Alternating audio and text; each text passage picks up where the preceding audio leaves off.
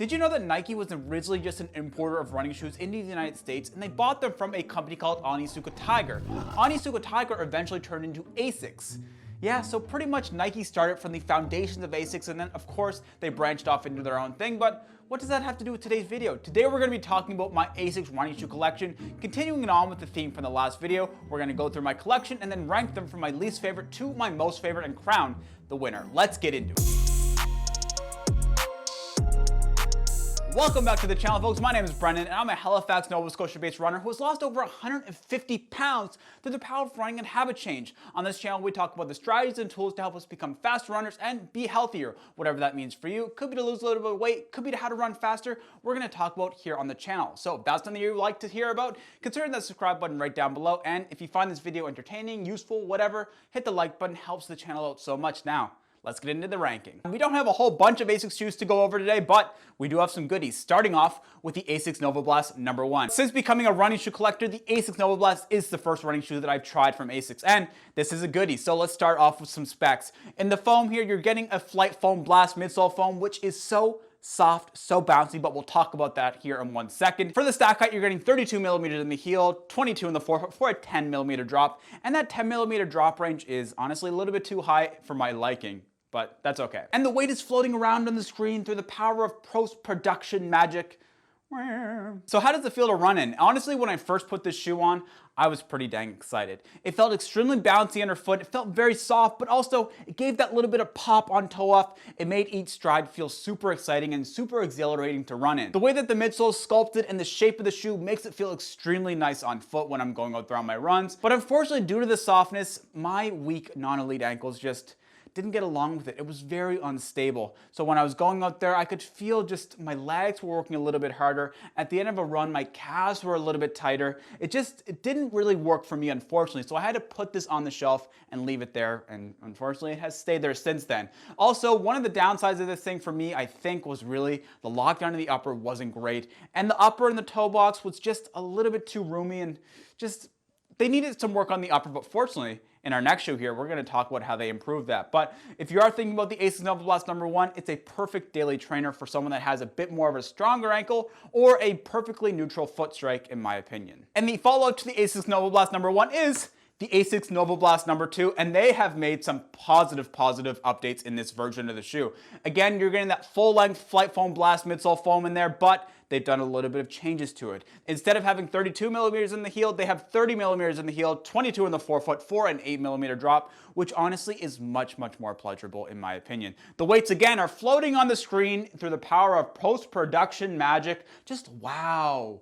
Wow. And folks, this shoe and we've had a complicated past. It started off absolutely fantastic. If you have watched my full review video, you'll know what I'm talking about. I'll leave a link to that in the description below. But we had a complicated past. When we first went out on our first 2 dates, we loved each other so much. We were just having a great time. It felt super energetic and bouncy underfoot. It felt responsive, and it didn't feel as unstable as the initial version. The foam, I think they kind of probably widened the landing platform just a little bit. They've changed the sculpting on the midsole and just made it overall a bit more stable ride for me, which I truly appreciated.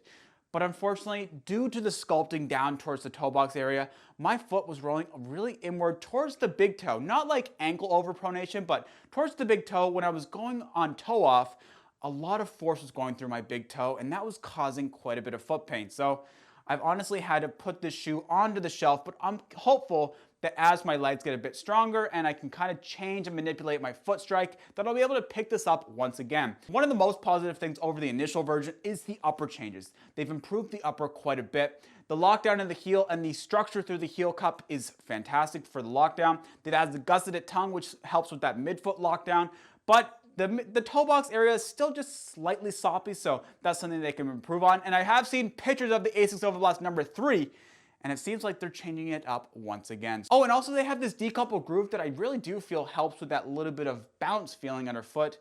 hate using that word to describe a running shoe, but that's the best way to describe it. And this shoe, again, is a good daily trainer, or it can even be used for like faster stuff because of the sculpting. You don't feel the weight of the shoe, in my opinion.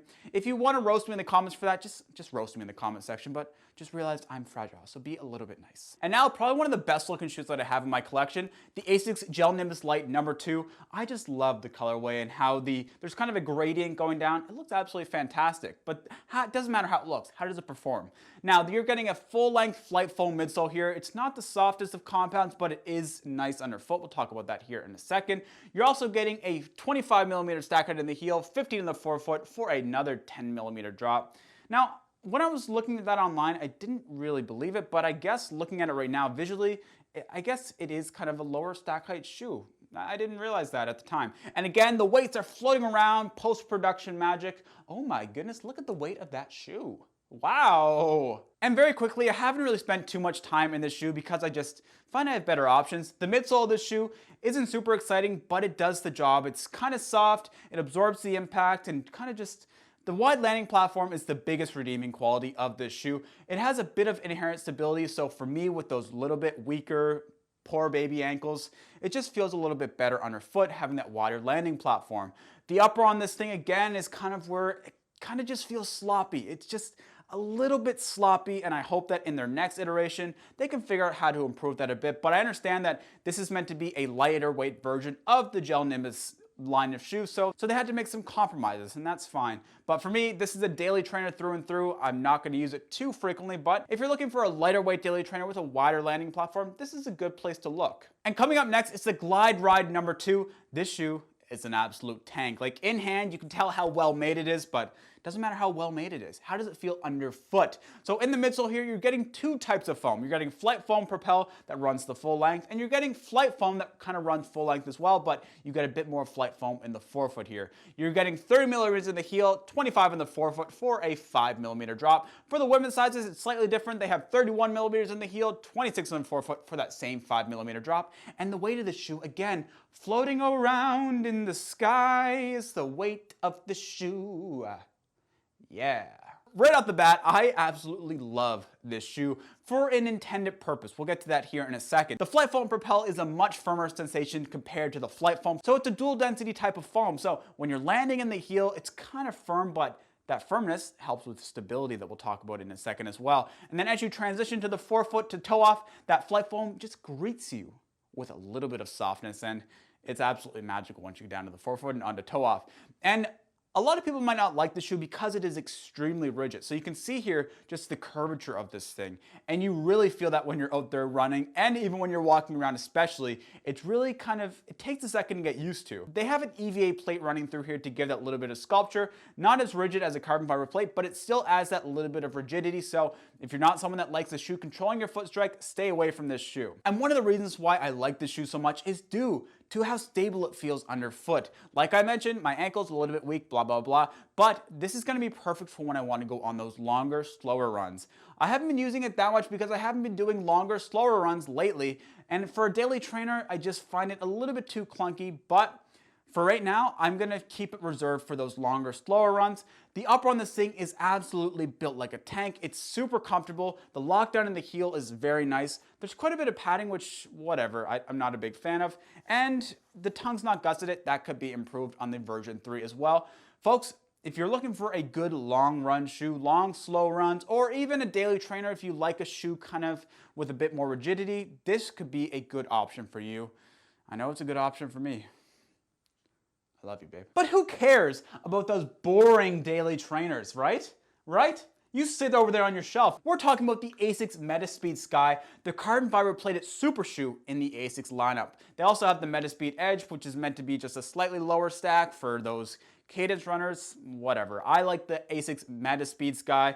I keep on almost saying Magic Speed, but whatever. You're getting full-length Flight Foam Turbo in the midsole with a carbon fiber plate in there because everyone's got to have a carbon fiber plate in their super shoes, right? Come on, if you're not doing that, you're behind the times. 38mm of stack height in the heel, 33 in the forefoot for a 5mm drop. Perfect amount of drop for the type of shoe this is. And the weight of this thing, again, floating around, super lightweight, doesn't feel like anything's in my hand.